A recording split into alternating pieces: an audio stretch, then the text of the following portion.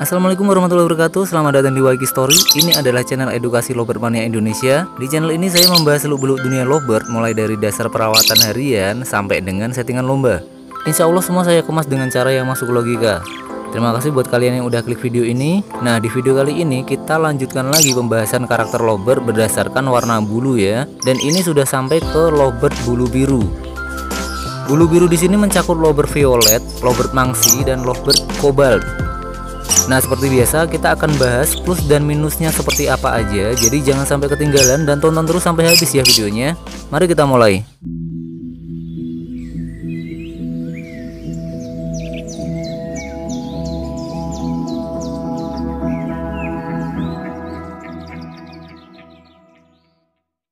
Beberapa waktu yang lalu banyak yang menanyakan ke saya, kapan nih bahas karakter lovebird biru. Nah, saya rasa saking banyaknya yang nanyain, mungkin lovebird warna ini masih banyak yang suka ya untuk dijadikan gacoan. Gimana nih kalian? Apa kalian klik video ini karena punya gacoan berwarna biru juga? Kalau benar, kalian sudah datang di channel yang tepat. Selamat datang dan selamat berkawan ya. Oke, langsung aja kita ke poin plusnya ya. Hal yang paling menonjol dari lovebird biru itu adalah tingkat fighternya ini hampir sebanding dengan lovebird pas blue yang pernah kita bahas kemarin ya. Bedanya adalah pada lovebird biru ini cenderung lebih rapat lagi jeda kekeannya, dan biasanya kalahnya itu hanya di durasi. Ini sebagian besar yang saya amati seperti itu, tapi ada juga kok yang kekeknya itu berdurasi. Nanti kita bahas lebih dalam lagi. Nah, bisa dikatakan tingkat mental dari lovebird biru ini adalah yang menjadi landasan kenapa lovebird biru itu banyak menumbangkan mental-mental lovebird hijau di atas gantangan. Kalau kalian punya gacoan warna biru ini dan kalian perhatiin sewaktu di gantangan, pasti deh minimal satu lovebird itu bakalan ada yang ngejar-ngejar gacoan kalian. Keren ya, hal ini banyak yang gak sadar loh.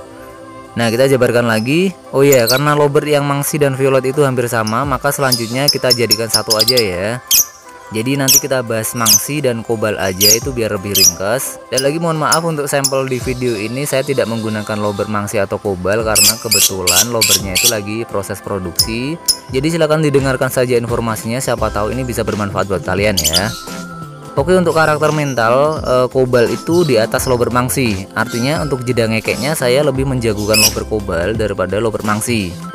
Nah, menyambung masalah mental tadi, kita ke poin yang kedua soal durasi ya. Untuk durasi sih biasanya lebih kepegang lovebird mangsi daripada lovebird kobalt, dimana gaya main kobalt itu biasanya main point deres dengan durasi pendek hingga sedang. Sedangkan pada lovebird mangsi meskipun jedanya itu nggak rapet, tapi kebanyakan dia itu main di durasi menengah hingga panjang. Nah, kalau kalian nyimak video kemarin itu saya sudah berikan kisi-kisi ya tentang baiknya itu gimana merawat lovebird jika dia itu punya bakat di mental atau punya bakat di durasi. Kalau belum cek silahkan nanti dicek dulu ya. Nah, setelah mental dan durasi kita ke poin plus yang ketiga. Nah, di poin plus ketiga ini saya menemukan beberapa kasus lovebird mangsi itu banyak yang konslet setelah insiden atau rekayasa selama proses produksi. Antara lain adalah karena pecah telur dengan sengaja atau telur sering zong dan dia itu dipisah dari pasangannya. Jadi setelah ada kasus telurnya itu kita pecahin, atau karena telurnya itu sering zong dan kita langsung pisahkan dia dengan pasangannya, biasanya ada beberapa lovebird mangsi itu jadi konslet. Mungkin awalnya memang nggak durasi panjang konslet gitu ya, tapi langsung ada tanda-tanda konslet. Ini beberapa kali juga dialamin oleh teman saya. Untuk lovebird warna mangsi ini lebih gampang lah keluar karakter konsletnya itu. Lalu yang kedua, pasangannya itu mati dan dia itu disingle dalam ruangan sendiri. Jadi ini kasusnya ketika dia dipasangin dan selama proses produksi tiba-tiba pasangannya itu mati dan kita pisahkan dia dari lovebird lain. Artinya kita asingin, ada kemungkinan lovebird-nya akan keluar karakternya kayaknya. Nah, untuk kasus pecah telur ini banyak terjadi di lovebird betina. Sedangkan yang pasangannya mati itu biasanya terjadi pada lovebird jantan, dan banyak kasus siak bulu pada lovebird jantan ini, dari yang ringan sampai yang berat. Tapi itu nggak mempengaruhi gacornya dia ya. Ada yang jadi gestang setelah lama di single.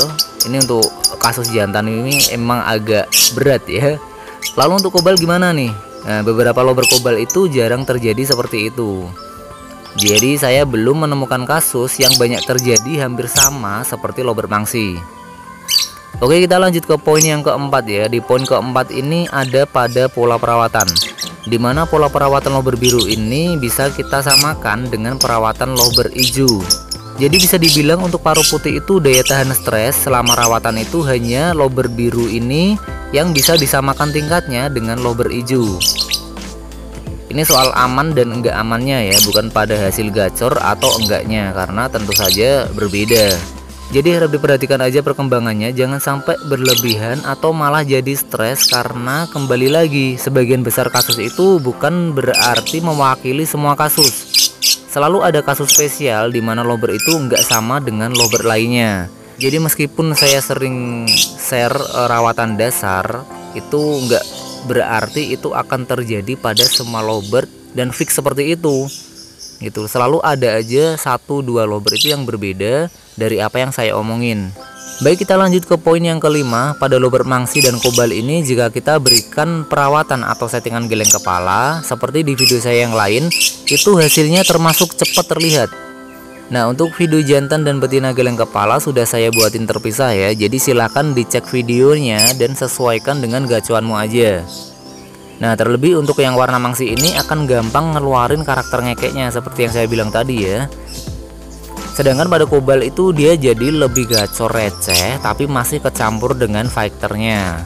Jadi kalau kamu pecinta lober fighter, saran saya pilih yang kobal aja. Tapi jika kamu suka yang gayanya aneh-aneh, silahkan pilih yang mangsi aja. Oke, poin plusnya 5 dulu ya. Seperti biasa, jika kamu punya gacuan lober biru, silahkan di share pengalaman kalian nih. Suka dukanya pelihara lober biru itu apa aja, dan semoga nanti bisa menjadi bahan referensi buat teman-teman yang lain dalam memilih lober gacuan berwarna biru. Oh ya, bagi yang belum subscribe, yuk di subscribe dulu, nggak ada ruginya kok. Dan jangan lupa juga aktifin notifikasi loncengnya ya, biar ketika saya upload video baru, kamu bakalan jadi orang pertama yang saya kabarin gratis. Nah, setelah poin plus, kita ke poin minusnya. Semoga nanti dengan tahu dasar poin minusnya dari lober biru itu apa aja, kita jadi lebih bisa mengantisipasi hal-hal yang tidak kita inginkan. Poin minus pertama adalah lober biru itu cenderung gampang galak ketika dia itu di single terlalu lama atau jarang banget ketemu dengan lober lain. Nah, galaknya ini termasuk sifat yang gampang banget muncul pada lober biru ini. Lalu galakan mana nih? Atau kemungkinan besar yang mana untuk faktor galaknya akan muncul nantinya? Sepanjang pengamatan saya sih lebih cepat yang kobal daripada yang mangsi. Karena biasanya yang mangsi itu akan menjadi galak ketika dia udah pernah diproduksi dan gagal. Sedangkan pada kobal itu bisa terjadi kasus galak bahkan ketika dia masih dalam posisi single loh. Oke, kita lanjut lagi ke poin yang kedua. Poin minus yang kedua adalah lober biru itu cenderung mudian. Tahu maksudnya mudian? Jadi kayak angin-anginan gitu loh om performanya. Jadi meskipun dalam kondisi yang sama itu, kadang dia mainnya enak, kadang nggak mau sama sekali. Jadi kalau kita nggak bener-bener tahu atau paham karakter lober biru ini tuh, bakalan susah naikin mood burung itu. Gampangnya seperti ini, biasanya mood booster tiap burung itu berbeda-beda. Ada yang ketika performanya drop, terus dia ditempatkan deket dengan koloni, jadi gacor lagi. Ada juga yang harus dikasih EF terus tiap hari buat jaga moodnya. Nah, ada juga yang ditempel lama dengan pasangannya. Ya pokoknya macam-macam lah, dan memang nggak ada yang pasti kejadiannya sama semua. Karena ini kita ngomongin karakter individual ya, jadi nggak ada yang fix di sini. Lanjut ke poin yang ketiga adalah lober biru itu cenderung sensitif terhadap pakan kenceng. Biasanya reaksinya cenderung cepat terlihat. Nah, ada gambaran nggak nih bahayanya apa?